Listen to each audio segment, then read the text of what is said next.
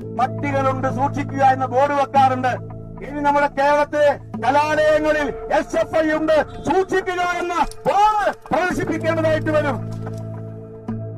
ഇത് പ്രദർശിപ്പിച്ചിട്ടില്ലെങ്കിലും നമ്മുടെ കേരളത്തിലെ പുതിയ തലമുറക്ക് മനസ്സിലായതുകൊണ്ട് കേരളത്തിൽ നിന്ന് വിദ്യാർത്ഥികൾ പഠനം നടത്താൻ ജോലിക്കായി അന്യ സംസ്ഥാനങ്ങളിലേക്ക് അന്യ രാജ്യങ്ങളിലേക്ക് പോകുന്നത്. കേരള സർവകലാശാലയിൽ 35% സീറ്റുകൾ ഒഴിഞ്ഞു കിടക്കുക. മാത്രമല്ല പ്രിയമുള്ളവരെ, എല്ലാവരും മൗനം പാലിക്കും. മുഖ്യമന്ത്രി മൗനം, CPM സംസ്ഥാന നേതാക്കന്മാർ മൗനം, SFI നേതാക്കന്മാർ മൗനം, വ്യക്തികളും മൗനം പാലിക്കുന്നു. പക്ഷേ അതോടൊപ്പം മൗനം പാലിക്കുന്ന മറ്റു രണ്ട് പേരുകൾ ഞാൻ പറയാൻ ആഗ്രഹിക്കുന്നു. ഒന്ന് രാഹുൽ ഗാന്ധി. ഈ വയനാടിന്റെ ലോകസഭാംഗമല്ലേ? ഈ സംഭവം നടന്നിട്ട് ഇത്ര ദിവസമായിട്ടും അദ്ദേഹത്തിന് ഇതിനെ പ്രതികരിക്കാൻ കഴിഞ്ഞില്ല. മൗനം പാലിക്കുകയാണ്.